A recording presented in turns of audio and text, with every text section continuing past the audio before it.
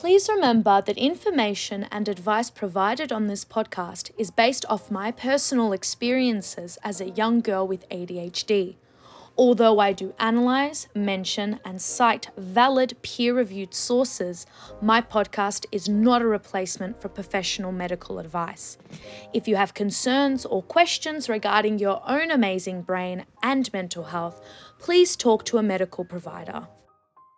I'd like to begin by acknowledging the traditional owners and custodians of the land on which I speak to my listeners today, the peoples of the Kulin Nation. I also pay my respects to their elders, past and present. I'd also like to acknowledge that sovereignty was never ceded. The Lucie Pod is a positive and creative platform for the ADHD and wider community to come together to learn, to be empowered, and to advocate for one another. I want it to be a place where people can come to when having a rough time and be distracted. However, it feels very frivolous to be recording and posting episodes on important yet quite light topics without acknowledging what is going on in the world at the moment. Haiti and Afghanistan are in serious trouble, and it is devastating. In the episode description, I will be linking some resources and donation sites for those of you who can donate and for those of you who can't to share. So please, before you like or follow me, please go donate to UNICEF, Hope for Haiti, etc. or share the links. Thank you. Hello everyone, welcome back to the Lucie Pod. I hope that all my Melburnians are doing okay during these rough times. Lockdown 6.3 billion. Remember that if we keep getting vaccinated and doing the right thing, we will be several steps closer to improvement. Right, with that out of the way, let's get into it. So my friend Cairo, who you'll have virtually sort of met and listened to on my ADHD and online learning series, asked me a very difficult yet great question, which was, how much of your personality can you base on your ADHD? Like, there were two Lucies, and if one had ADHD and the other didn't, how different would you be?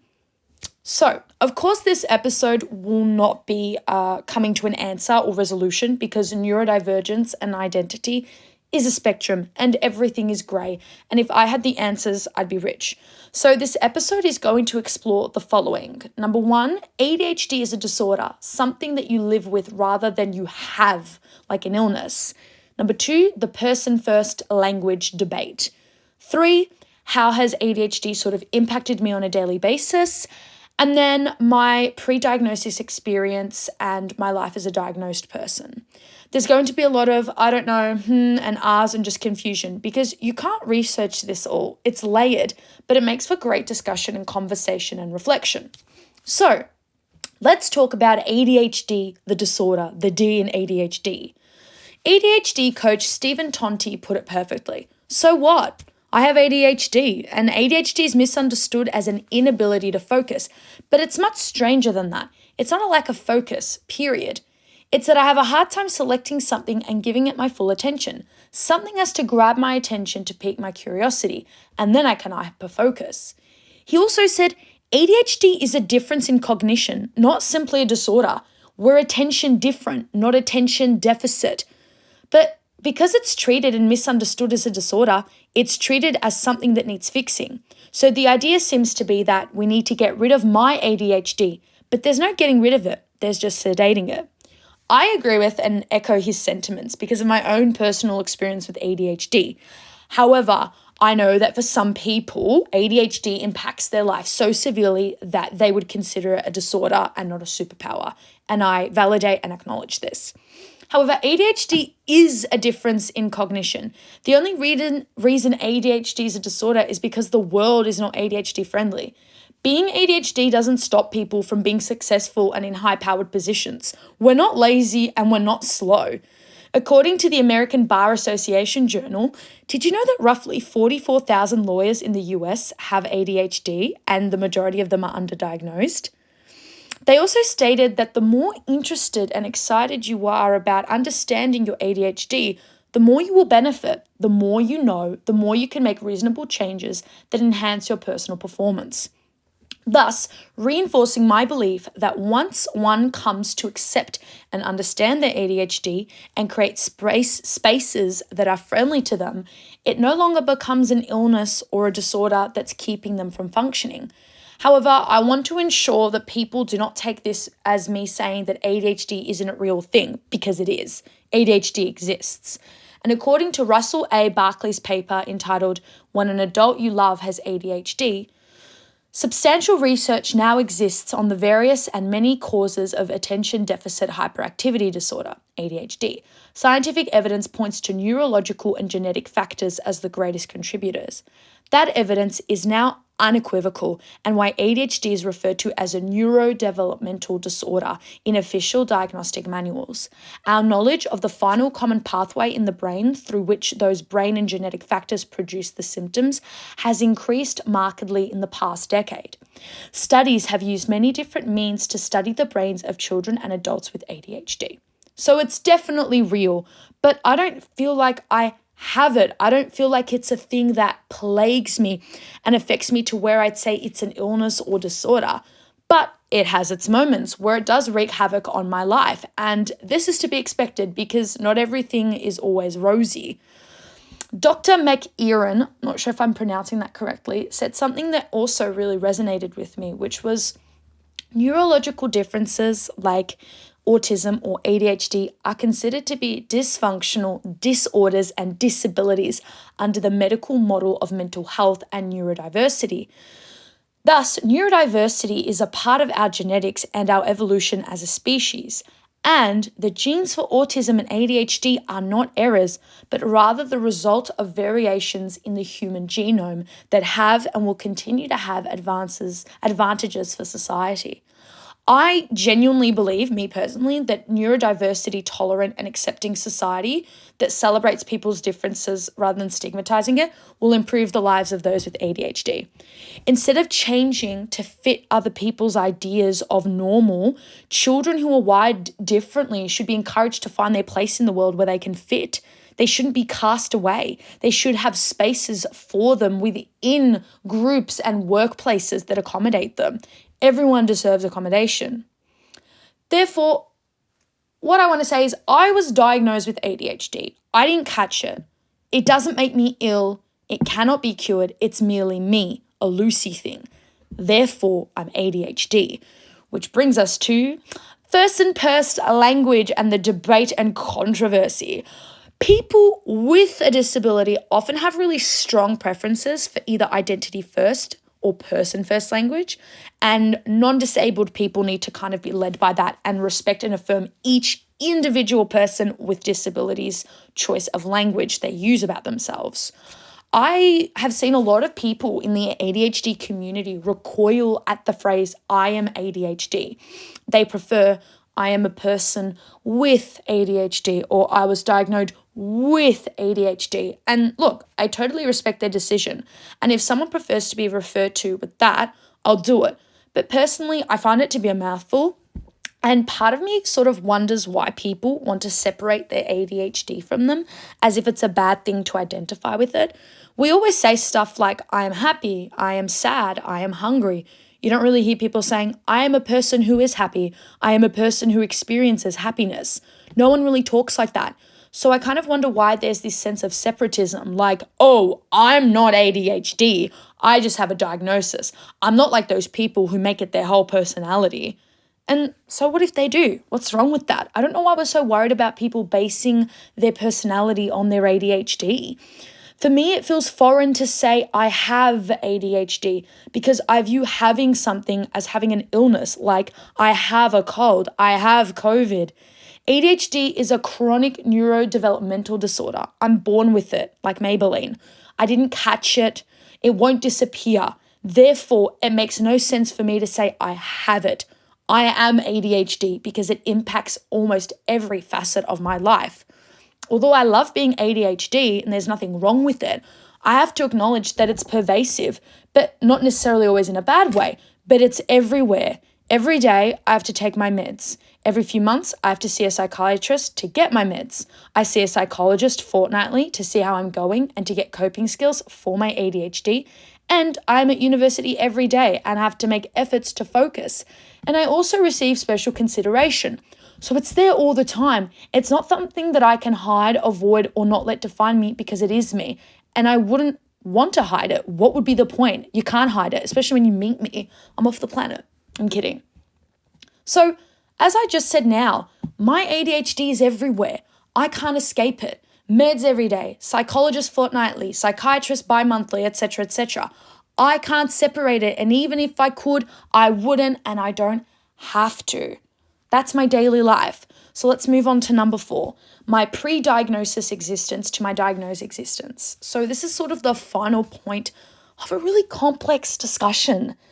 I want to try and sort of reflect on this aspect of Cairo's question.